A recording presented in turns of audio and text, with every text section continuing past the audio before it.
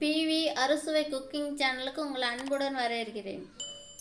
இன்னைக்கு இந்த 4 பொருளை வச்சு தர்பூசணி ஐஸ்கிரீம் செய்யறது எப்படின்னு பார்க்கலாம் வாங்க. 1/4 லிட்டர் பசுமாட்டு பால் எடுத்து தண்ணி சேர்க்காம காய்ச்சி வச்சிருக்கேன்.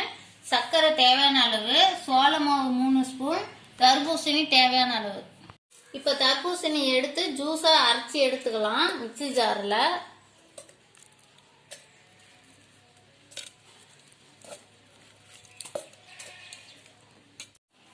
இப்போ மிக்சியிலேருந்து வடிகட்டி எடுத்துக்கலாம்.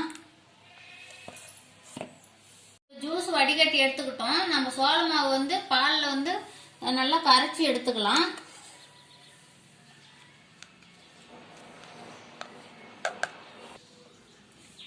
நம்ம இப்போ ஏற்கனவே காய்ச்சி வச்சிருந்தோம் இல்லையா, அந்த பால் எடுத்து நம்ம மாவோட சேர்த்து நல்லா இந்த அளவுக்கு கட்டி விழுவாத அளவுக்கு கரைச்சிக்காங்க.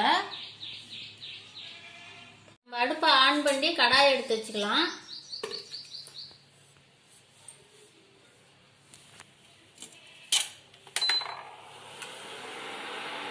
இப்போ நம்ம ஏற்கனவே காய்ச்சி வச்ச பாலை இதுக்குள்ள சேர்த்துக்கலாம். ஏற்கனவே காய்ச்சன பாலுங்கிறதுனால கொஞ்ச நேரம் சூடு ஏறினா போதும். இப்போ பால் சூடு ஏறிச்சு. நம்ம கரைச்சி வச்சிருக்கிற சோள மாவு எடுத்து இதில் சேர்த்துக்கலாம். சோள மாவு சேர்த்ததுக்கு அப்புறம் நல்லா கிண்டிக்கிட்டே இருக்கணும், அடி பிடிக்கும்.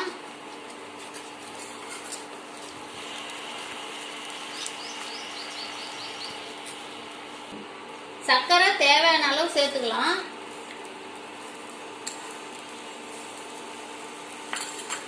நல்லா கிண்டிகிட்டே இருங்க, அடி பிடிக்காம இருக்கும். கிண்டாம விட்டுட்டிங்கன்னா ரொம்ப அடி பிடிச்சி தீஞ்சு போயிடும். கிண்டிகிட்டே இருக்கணும். விஸ்கு வச்சு நல்லா கலந்துக்காங்க. இப்போ நல்லா இது ஓரளவுக்கு வெந்துருச்சு. நம்ம இப்போ தர்பூசணி பழம் சாறு எடுத்து வச்சுருக்கோம் இல்லையா, அதை சேர்த்துக்கலாம்.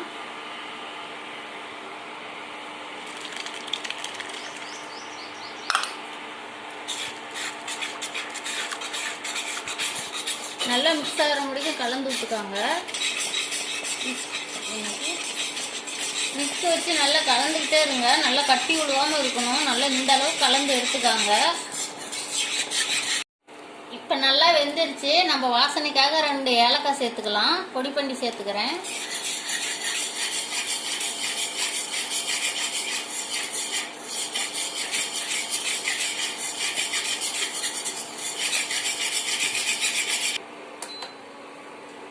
இப்போ நம்ம இதில் எந்த எசன்ஸையும் சேர்த்துக்கல. இப்போ நல்லா வெந்துருச்சு. நம்ம அடுப்பு ஆஃப் பண்ணிட்டு எடுத்துக்கலாம்.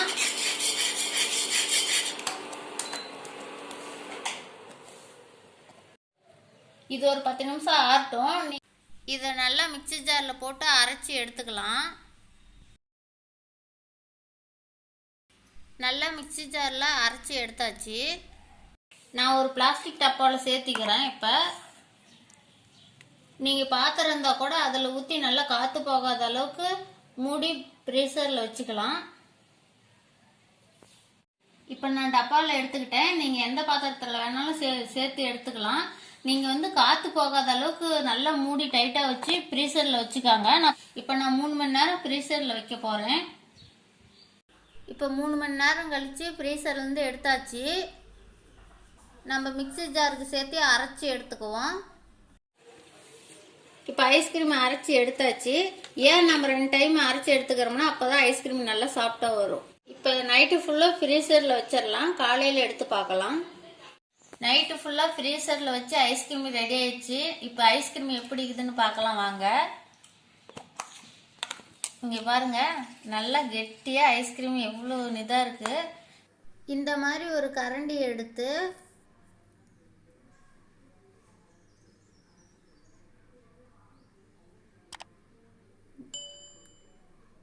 பவுலுக்கு மாற்றி வச்சுக்காங்க. இந்த மாதிரி ஐஸ்கிரீம் நீங்களும் உங்கள் வீட்டில் செஞ்சு பாருங்கள். ரொம்ப டேஸ்ட்டாக இருக்கும்.